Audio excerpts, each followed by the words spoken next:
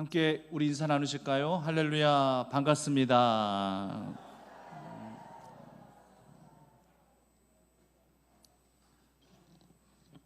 성경을 읽다 보면은요, 종종 이해하기 힘든 말씀들을 접하게 될 때가 있습니다. 그 가운데 하나가 뭐냐면, 전쟁을 할 때 한 사람도 남겨두지 말고 다 죽여라, 가축까지 다 죽여라, 이렇게 하나님께서 말씀하실 때가 있어요. 하나님이 초대왕 사울에게 아말렉과 전쟁할 때 그 모든 족속 다 한 사람도 살려두지 말고, 심지어 가축들까지 살려두지 말고 다 죽이라, 하나님께서 명령하셨거든요. 그러니까 사울의 불순종이라고 하는 것은 무엇이냐? 살려야 될 사람을 죽인 것이, 이것이 범죄이고 이것이 사악한 그런 행동이라 생각이 드는데, 사울의 불순종이라고 하는 것은 죽여야 할 사람을 죽이지 않고 살려 데리고 온 것, 이것이 바로 사울의 불순종입니다. 심지어는 하나님 앞에 번제 드리면 참 좋겠습니다라는 나름대로의 이런 명분을 갖고 하나님 앞에 이야기하지만 그것조차 불순종이 됩니다. 그러니까 인간이 하나님을 위하는 척하면서, 하나님을 깨나 생각하는 척하면서 그렇게 자기 생각대로, 자기 합리화대로 그렇게 행동을 하는 경우가 굉장히 많습니다. 왜냐하면 사울도 하나님에 의해서 사무엘 선지자를 통해서 기름 부음을 받은 왕이었기 때문에 하나님이 어떤 분인지 분명히 알고 있었었고, 그렇기 때문에 하나님을 두려워하는 마음도 있으면서도 자기 생각 기준 갖고 판단하면서 행동하면서 마치 하나님을 무척이냐 생각해 주는 양, 그렇게 하나님을 배려해 드리는 양, 그렇게 고백하면서 결국에는 자기 속 다 차리는 거예요. 이건 불순종입니다. 제가 어릴 때만 해도요, 이 고등학교 야구가 굉장히 인기가 있었습니다. 물론 이곳 청주에도 세강고도 있고 청주고도 있고 야구부가 있습니다만은, 이 프로야구가 생기기 전에는 굉장한 인기를 끌고 있었어요. 근데 고등학교 야구는요, 보시면 아시다시피 정석대로 합니다. 정석대로예요. 무사에 안타든 포볼이든 주자 1루에 나갔다, 그 다음 타자는 거의 뭘 대죠? 번트를 댑니다. 번트를 대요. 한마디로 자신은 아웃되더라도 대신 주자는 1루에 보내겠다라고 하는 것입니다. 그래서 야구에는 희생정신이 있는 거예요. 거의 다 감독이 이렇게 지시를 내려요. 그만큼 한 점 한 점이 중요하다는 겁니다. 그런데 선수가 감독 말을 안 듣고 나 번트 되기 싫어, 나 충분히 저공 칠 수 있거든, 나 안타도 칠 수 있고 홈런도 칠 수 있단 말이야, 이렇게 생각해서 감독의 사인을 어겨버리고 자신이 번트를 안 대고 공을 쳐가지고 홈런을 쳤다 이거예요. 그러면 아마 관중석의 은원도 기뻐할 것이고 다른 선수단들도 다 기뻐할 수도 있을 것이고 본인도 기쁘겠고, 그러나 정작 누구는 기뻐하지 않을까요? 감독은 전혀 기뻐하지 않습니다. 기뻐할 수가 없습니다. 왜? 괘씸하니까. 감독의 사인대로, 선수라 하면 감독의 사인대로 움직여줘야 되는 거예요. 내가 홈런을 칠 능력도 있고 안타를 칠 능력이 있단다 할지라도 감독이 사인을 왜 내는 건데요? 감독의 사인대로 그 경기를 읽을 수 있는 그런 눈은 선수보다 감독이 더 많이 갖고 있어요. 그렇기 때문에 감독의 사인대로 해야 되는데, 감독의 사인대로 하지 않았기 때문에, 감독의 말에 순종 안 했기 때문에 그 선수를, 그 감독은 괘씸하게 볼 수밖에 없다라고 하는 것입니다. 결과론적으로 모든 것들을 증명하겠다고 하는 건 우리 인간의 생각이에요. 하지만 하나님은요, 그 결과를 만들어내는 가정 가운데 속에서 우리가 얼마만큼 하나님의 뜻에 순종하며 그 가정을 그렇게 만들어 가느냐를 하나님께서 더 귀중히 여겨 보신다라고 하는 것입니다.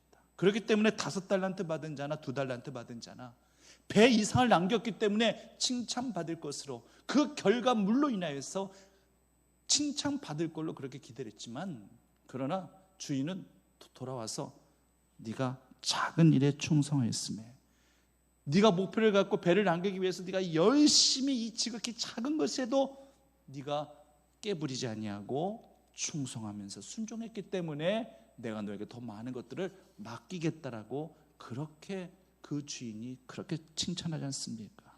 결과보다는 가정을 더 중요시 여겼다라고 하는 것입니다. 이스라엘 백성들의 약속의 땅 가나안 땅에 들어갈 때도요, 하나님께서 이스라엘 백성들이 이렇게 말씀하셨어요. 가나안 백성들을 한 사람도 남겨두지 말고 다 진멸하라. 그 땅은 너희에게 준 땅이니 너희들이 살 수 있게끔 다 진멸하라. 하나님께서 이렇게 말씀하셨거든요. 그렇단다 할지라면은 이 하나님의 이 약속과 이 하나님의 말씀을 믿고 가나안 땅에 들어가서 한번 힘껏 부딪혀 봤어야 될 그런 민족이었어요.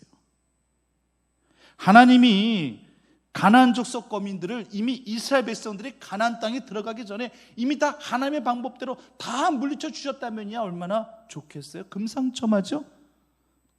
그런데 하나님은요, 그 누구보다도 이스라엘 백성들의 이 성향, 이 속성, 이들의 이 모든 믿음부터 시작해서 모르는 게 다 없어졌잖아요. 다 알고 계셨잖아요.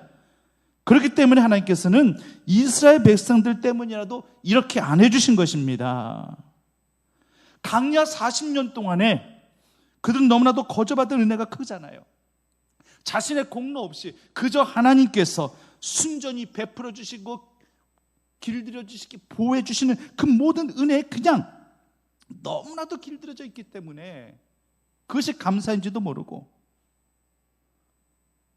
우리 부모들이 자녀들 키울 때에 때로 안타까운 게 뭐냐면은, 야, 이건 정말 감사할 제목인데 응당 내가 자녀니까 내가 부모에게 이렇게 받는 게 받아 누리는 것이, 이렇게 사랑받는 것이 지극히 당연한 거지, 이런 생각 가질 때에 참 안타까울 때가 있을 거예요. 부모님의 입장에선 그래요. 물론 부모니까 자녀에게 무한하게 베풀어주고 싶고 살펴봐주고 싶고 언제든 도움을 주고 싶고, 그건 부모의 마음이에요. 부모는 당연히 그래요. 그러나 자녀는 그렇게 생각해서는 안 되는 거거든요. 내 부모니까 당연히 나한테 해줘야 돼, 그런 게 어디 있어요?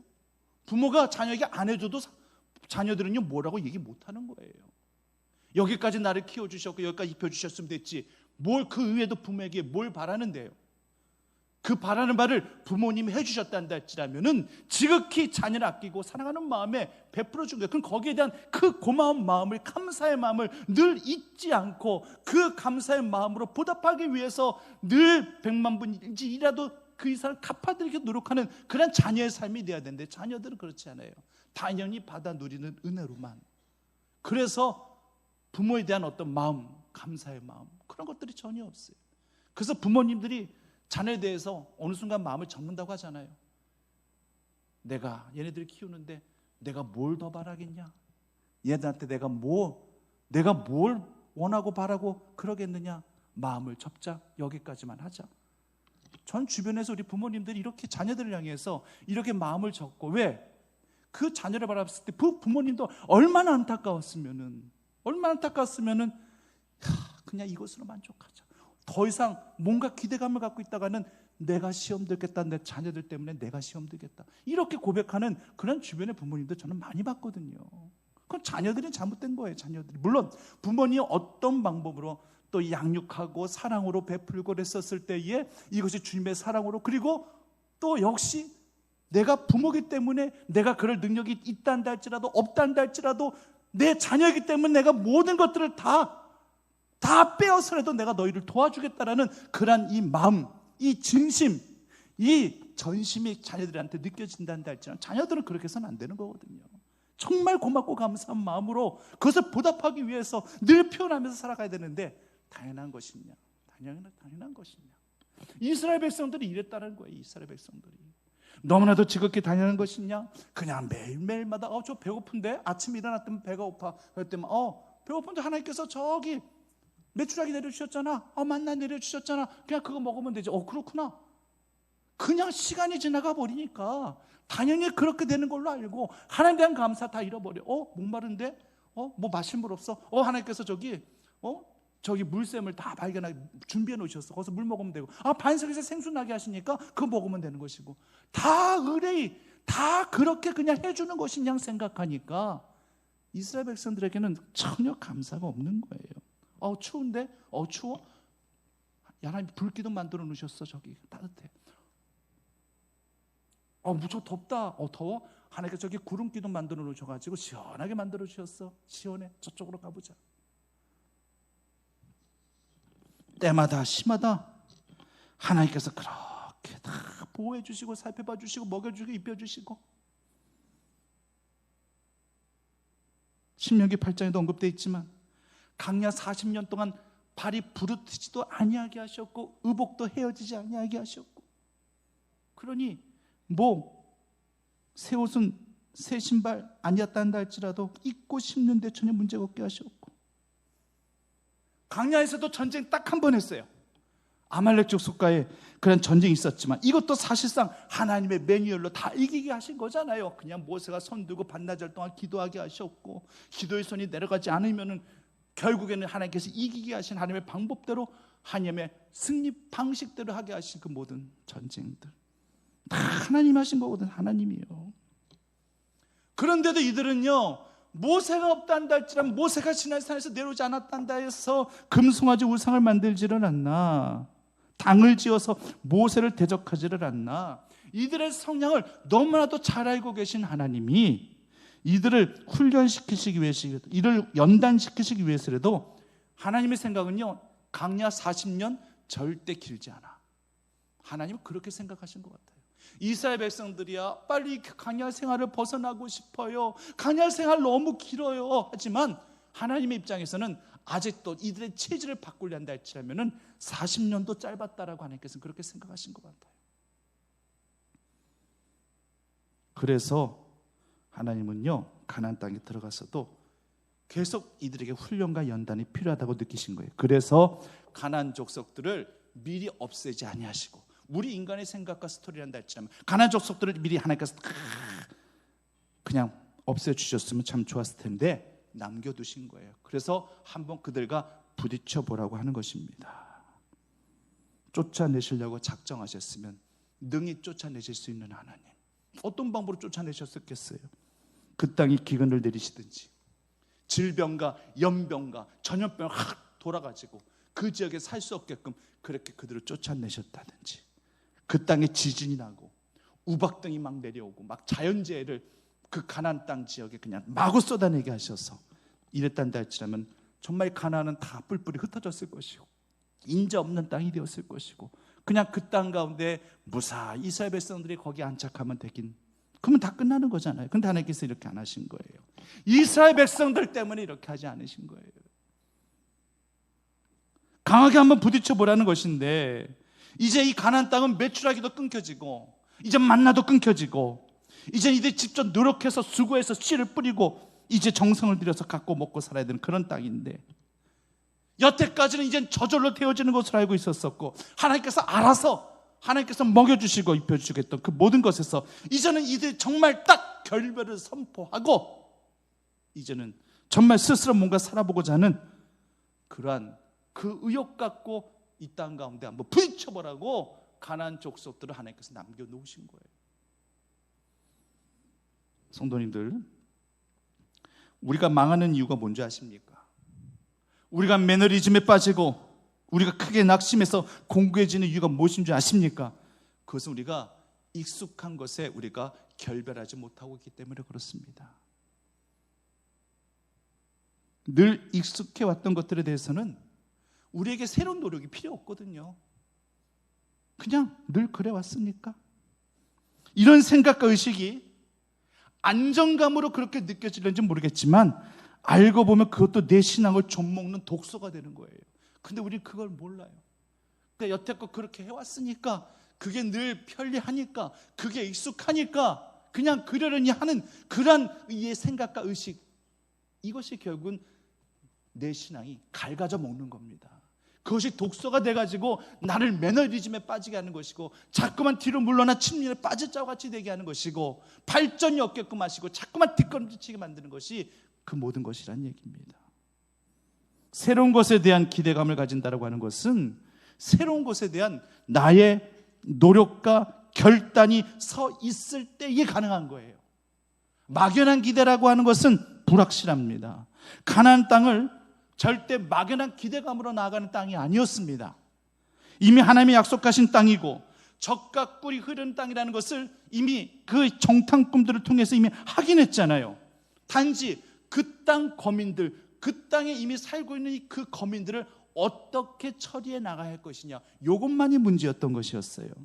그런데 하지만 그 땅 주시겠다고 약속하신 이상 하나님께서 그 땅 거민들을 다 쫓아내라고 하나님께서 말씀하신 이상, 하나님께서 말씀만 하시고 그렇게 아무것도 액션 취하지 아니하시고 뒷짐만 지고 그냥 바라만 보실까요? 아니라는 얘기예요.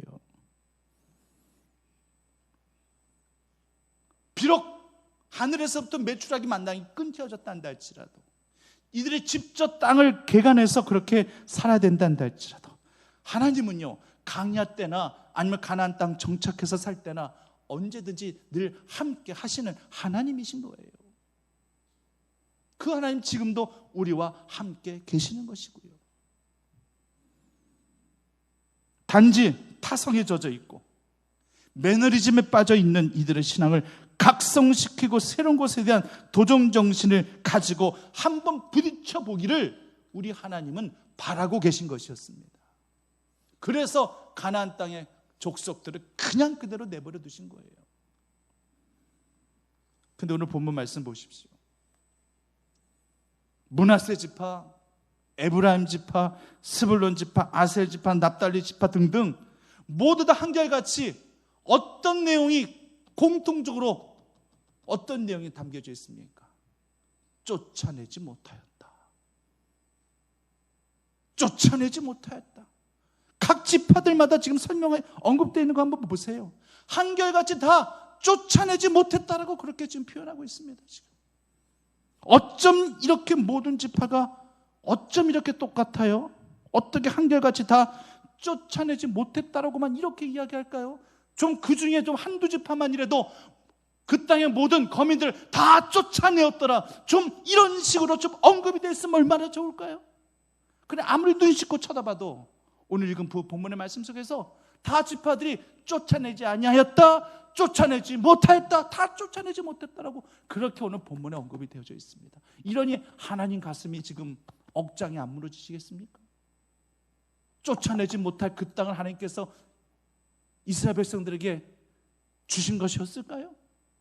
그들과 같이 연합해서 같이 잘 살아보라고 하나님께서 그들에게 가나안 땅을 주신 것이었을까요?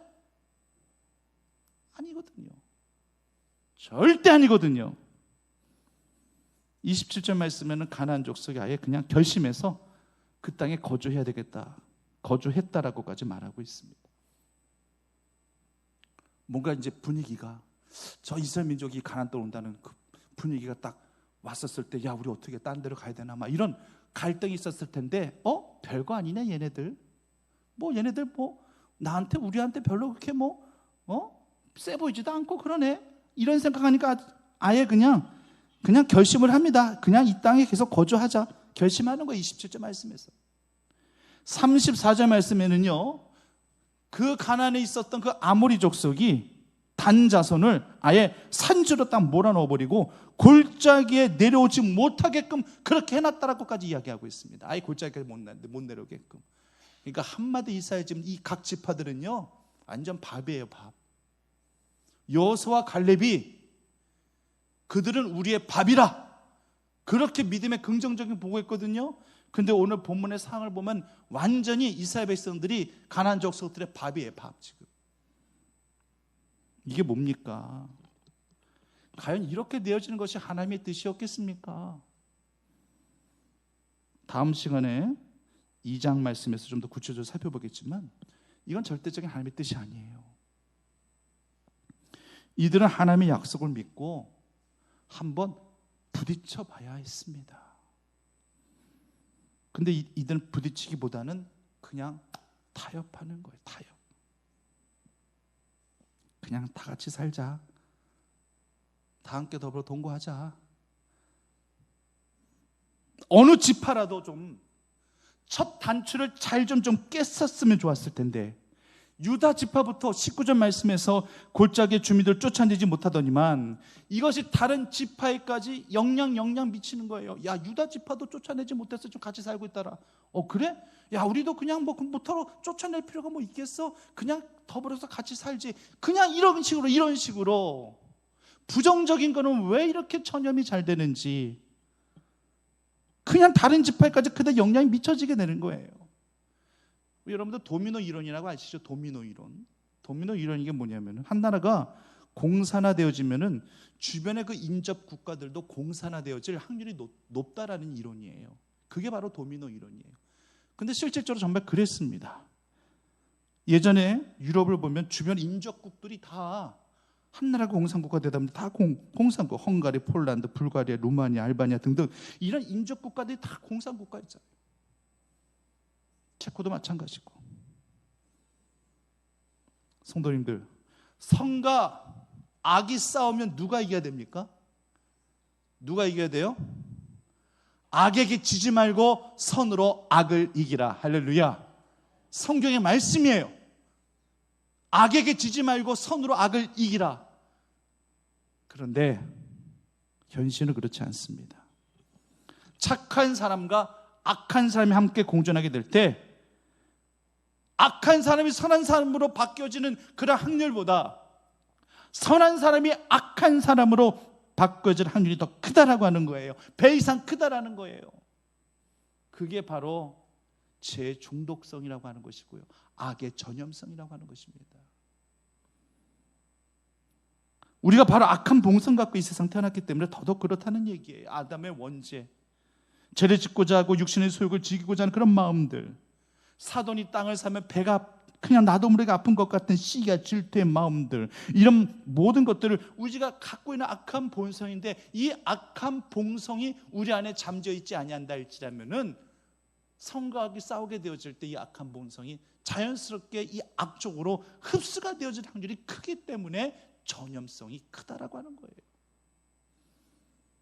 그래서 만물보다 심히 부패한 것이 우리 인간의 마음이라고. 그만큼 우리의 마음을 다스리는 것이 얼마만큼 중요한 것인지 우리에게 그렇게 강조하고 있는 거예요. 오염된다라는 거, 전염된다라는 거, 이거 순식간입니다. 믿지 않는 자와 멍에를 매지 말라. 이 말씀 아시죠? 믿지 않는 자와 멍에를 매지 말라라고 말씀하셨어요. 성경의 말씀은, 하나님의 말씀은 절대 애매모호한 거 없어요. 매면 맬 것이고, 풀면 풀 것이고, 해야 될 것이면 해야 될 것이고, 하지 말아야 될 것들은 하지 말아야 될 것이고, 해도 그만 안 해도 그만, 이런 거 없어요. 성경의 말씀은 딱딱딱 떨어집니다. 믿는 자들은 믿지 아니하는 자와 어떻게 하라고요? 멍에를 매지 말라. 자녀를 결혼시키는 믿음의 부모님들 참 고민이 많을 때가 있어요. 요즘은 자녀들이 결혼해 주는 것만 해도 참 고맙게 느껴질 정도로 자녀들의 결혼이 매우 늦습니다. 정말 늦어요. 처음에는요, 내 아들만큼은, 내 딸만큼은 꼭 믿는 집안의 배우자와 결혼을 시켜야지 하면서도 자녀들 결혼이 점점 늦어지게 되면은 부모도 초조해지고요. 그러다 보면은요, 생각과 의식이 많이 흐릿해집니다. 솔직히 그래요. 자녀들이 믿지 않는 사람 만나 결혼을 하고 싶어 하면 부모는 여기서 80은 다 무너져요. 나이도 많은데 빨리라도 결혼했으면 하는 생각에 이제 배우자의 신앙, 믿음, 배우자의 그런 부모님들의 그런 신앙, 그런 어떤 신앙적 배경까지 안 보게 됩니다. 결혼하기도 힘든데, 힘들게 사람 만났는데 웬만하면 네가 원하는 사람하고 해라. 이왕 교회를 다니는 신실한 사람이었으면 참 좋았겠지만, 그 부모님의 가정도 신실한 기독교 집안의 가정이었으면 참 좋았겠지만, 하지만 어쩔 수 없으니 그냥 결혼해서라도 꼭 같이 교회 다니도록 해라. 결국 이런 식으로 타협을 하게 돼요. 거의 부모님들이 그래요. 이 정도 선에서 타협하고 자녀를 결혼시켜요. 그럼 확률적으로 결혼해서 교회를 다녀주면 참 좋은데, 잘 다니던 우리 아이까지 결혼하되면 교회를 안 다녀요. 이런 케이스가 너무 많습니다. 그럴 때 신앙의 부모님들 마음은 억장이 무너지는 거예요. 매우 안타까운 겁니다. 그래서 먼저 자녀들의 신앙 우리가 먼저 점검하고, 그 자녀들이 먼저 선포하게 해야 됩니다. 나는 꼭 크리스찬하고 결혼을 해야 될 것이다. 이걸 선포하고 스스로 느끼고 스스로 다짐하게 해야 되는데, 근데 요즘 젊은이들 어찌 그런가요? 자기 이상형에 맞는 외모, 그런 사람들을 자꾸 찾고자 하니까 신앙 이전에 자꾸 외모를 보게 되는 것이고, 신앙 이전에 먼저 가정적인 그리고 어떤 경제적인 그런 측면들 먼저 보게 되니까 신앙 완전 뒷전이에요. 우리가 먼저 하나님 앞에 뜻을 세우지 않으면은요, 우리는 이 유혹 많은 이 세상 속에서 우리도 흔들릴 수가 있습니다. 믿는 자와 멍에를 아예 같이 매지 말라라고 하셨지만 어느 순간 나도 모르게 좀 같이 좀 매면 좀 어때요? 이런 생각이 들어가요. 그게 바로 우리 인간의 합리화입니다.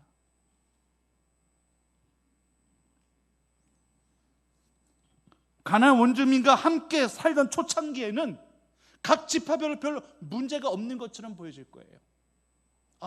접해보니까 구태여 얘네들 쫓아낼 필요까지는 있겠어? 괜찮네, 성격 괜찮은 것 같은데, 같이 더불어 살아도 괜찮을 것 같은데, 그런 식으로 처음에 시작했어요. 근데 오랜 시간이 흐른 다음에 하나님이 염려하시는 바대로 이스라엘 백성들이 가나안 원주민들 영향을 받는 거예요.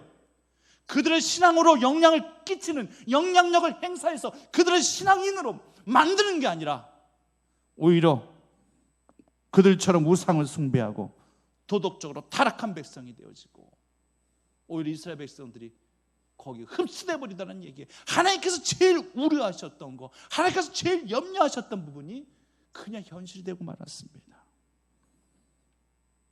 이스라엘에게 향하신 하나님의 온 뜻은 무당과 창녀들로 가득 찬 이 가나안 원주민들을 다 물리쳐버리고 도덕적으로 깨끗하고자 하나님을 섬기는 아름다운 공동체, 이스라엘, 이 민족을 통해서 이곳에서 새롭게 만들어지고 새롭게 형성되어지기를, 그래서 정말로 하나님만을 높이고 하나님을 경외하는 그런 순수 혈통의 민족이 가나안 땅에 온전히 정착되어 살기를 우리 하나님께서는 원하셨던 것인데, 하나님의 기대하고는 완전히 180도 다 다르게 되어져 버려요. 하나님의 기대는 여지없이 무너져 버리고, 하나님이 우려하셨던 거, 염려하셨던 그 모든 것들 그대로 되고 말았습니다. 성도님들, 만약에요, 우리 몸에 암이라고 진단받고 수술을 받아야 될 때 암세포가 퍼져 있는 곳은요, 반경 몇 미리 몇 센치까지 다 오히려 더 철저하게 도려내야 돼요. 만약 암세포가 조금이라도 남아있으면 그 남아있는 암세포가 지금 모르겠지만 다시금 재발할 수 있다는 얘기죠. 그렇기 때문에 반경 몇 미리 몇 센치까지 오히려 더 깊게 더 도려내야 되는 것이 의학적인 상식입니다. 죄도 마찬가지예요. 죄를 내가 버려야 되겠다 싶을 때는 철저하게 뿌리 뽑아야 되는 거예요. 조금이라도 죄의 세포가 남아있으면 그 작은 세포 때문에 결국에는 나도 모르게 타성에 젖어버리고, 나도 모르게 매너리즘에 빠져버리고, 나도 모르게 익숙한 것에 그냥 자꾸만 물들어져가지고 뭔가 새롭게 나를 향하신 그 하나님의 뜻과 기대를 다 접어버리게 되더라는 얘기입니다. 나도 모르게 제약된 삶으로 살아가게 되더라고 하는 것입니다. 가나안 사람들을 진멸하라고 하셨건만, 뿌리까지 철저하게 도려내라고 하셨건만, 가나안 땅에 이들과 함께 동거하면서 타협하면서 미신과 음란을 뿌리채 뽑아버리지 못하고 오히려 미신을 숭상하며 음란함 속에서 이 이스라엘 민족이 살게 되어졌을 때에 결국 하나님은 이스라엘 이 민족을 이방의 그 나라의 속국으로 만들어 버리시고, 그때 가서 회개하고 하나님이 찾게끔 하셨던 그런 사사시대의 역사를 우리는 말씀 속에서 살펴보게 됩니다. 사랑하는 성도님, 이 시대도요, 이때 당시와 별반 다르지 않습니다. 우리도 우리 삶 속에서 도려내야 할 부분들 도려내지 못하면 그것 때문에 계속 힘들어하고 고통받게 됩니다. 성도님의 삶 속에서 내가 하나님만을 믿고 신뢰하는 신앙의 삶을 살아가는 데 있어서 내가 도려내야 될 부분들이 어떤 부분이 있는지를 꼭 깊이 생각하시고 이 시간 도려내시기를 바랍니다. 잘못된 습관, 잘못된 판단, 이것부터 시작해서 다 일일이 한번 추적해 보세요. 나를 계속 한번 훑어보세요. 내가 나를 훑으려 한다 할지라도 아무것도 안 보이겠죠. 그러므로 성령의 눈, 성령의 안목을 나에게 허락해 달라고 해가지고 내 이 모든 곳곳을 다 훑어보세요. 그래서 진정 내가 도려내야 될 부분이 무엇인지, 낮아져야 될 부분이 무엇이고, 무너져야 될 부분이 무엇이고, 깨끗게 돼야 될 부분들이 무엇이고, 이런 것들을 온전히 분별하셔서 다 모든 것들을 100% 지우시고 새롭게 새 은혜 가운데 살아가시는 믿음의 성도님들 되셔야 될 줄 분명히 믿습니다. 사탄은 어떤 방법으로든 우리와 불편한 통고를 하고자 할 겁니다. 사탄은 어떤 방법으로든 불편하더라도 우리와 함께 하기를 원할 것입니다. 하지만 우리는 어떤 방법으로든 그 사탄을 떼놓고 그리스도 안에서 은혜의 생활을 할 수 있어야 할 것입니다. 단호한 가운데 속에서 이 세상 가운데 부딪히십시오. 뭘 두려워하시겠습니까? 하나님께서 늘 우리와 함께 하시고 우리 앞길을 지키시고 주장하시는데 우리가 왜 뒤로 물러나 침륜에 빠져야 될 그런 자와 같이 되어야 되겠습니까? 뒤로 물러나지 마시고 기죽지도 마시고 하나님의 잘된 권세를 가지고 하나님의 약속하신 바대로 믿음 갖고 기도함 가운데 나아가는 우리 충북교 온교들이 다 되어지시기를 간절히 축원합니다. 사역사하신 아버지 하나님, 기죽지 않고 세상 가운데 나아가는 죄들 되게 하여 주시옵소서. 때로는 이런 일 저런 일, 사람 보고 물질 보고 환경 보고 움츠릴 때가 너무나도 많이 있습니다. 아버지 하나님, 그러나 그 움츠림 속에서 우리가 무엇을 할 수 있겠습니까? 그 모든 것들 두려워하지 아니하고 믿음 갖고 한번 강하게 부딪혀 볼 수 있는, 하나님께서 우리의 모든 배경이 되어주심으로 하나님 믿고 한번 부딪혀 볼 수 있는 그런 믿음의 사람들로 온전히 설 수 있도록 인도하여 주시옵소서. 우리 안에 제하여버릴 것들, 도려내야 될 부분들, 하나님께서 도려내시려 한다 할지라면은 무척이나 아픕니다. 우리가 감당하기 너무나도 무척 아픕니다. 그러므로 하나님께서 도려내시기 전에 우리 먼저 스스로 우리가 도려낼 수 있는 그러한 지혜자의 믿음이 우리 모두에게 있게 하여 주시옵소서. 예수님의 이름으로 기도드립니다.